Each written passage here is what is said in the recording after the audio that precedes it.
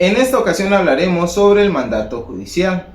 Comenzaremos mencionando que su fundamento legal y definición se encuentran comprendidos dentro del Código Civil Federal en su artículo 2546, donde lo define como el contrato por el que el mandatario se obliga a ejecutar por cuenta del mandante los actos jurídicos que éste le encarga. La figura del mandato puede ser de dos clases, que son el mandato representativo, si el mandante concede unilateralmente poder o facultad al mandatario para que éste obre a nombre de aquel, y el mandato voluntario. Esto acorde al artículo 2560 del Código Civil Federal, en el que el mandatario puede obrar a nombre propio o en el del mandante, salvo pacto en contrario. En este contexto, y siguiendo al tratadista Ramón Sánchez Medal, en el que señala que el mandato judicial, el cual se origina con motivo de los procesos judiciales, ya que en estos procesos pueden ventilarse personalmente por las partes o por medio de representantes. En este caso, el representante de la parte litigante debe de comparecer al proceso con el instrumento otorgado por la parte, el cual deberá contener las facultades requeridas a fin de que pueda desempeñar la representación a cabalidad, y esta escritura que el representante debe exhibir en el juicio correspondiente es donde constan las facultades otorgadas al mandatario judicial para que ejecute por cuenta de su mandante los actos procesales necesarios para la defensa de los intereses de éste. En este sentido, la figura jurídica de la que estamos comentando tiene por finalidad proveer de facultades al mandatario para que represente a su conferente en sus asuntos judiciales, ya sea contenciosos o de jurisdicción voluntaria. Con base en lo que estamos exponiendo y tomando como referencia la definición de la enciclopedia Omeva, el mandato judicial podría definirse como el contrato por virtud del cual una persona confiere a otras facultades suficientes para representarle en juicio. Dicha figura se encuentra regulada en el Código Civil Federal. El mandato judicial se puede otorgar se otorga generalmente a un abogado para que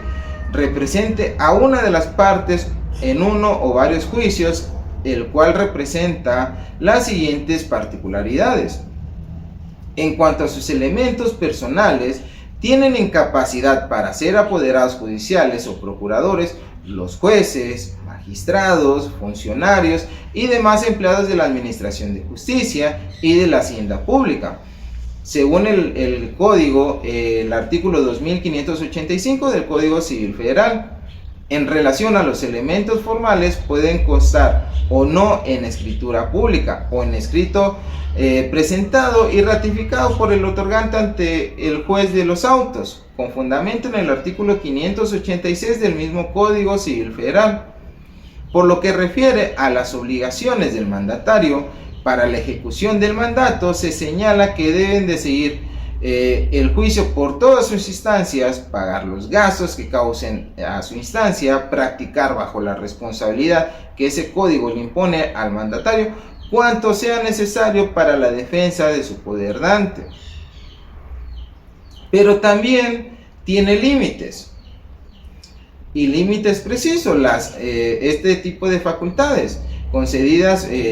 como dijimos, en los mandatos judiciales especiales, pues exigen cláusulas especiales para una serie de facultades enumeradas en concreto por el legislador, pero tales restricciones no son aplicables al mandato judicial para pleitos y cobranzas, acorde al artículo 2587 del Código Civil Federal.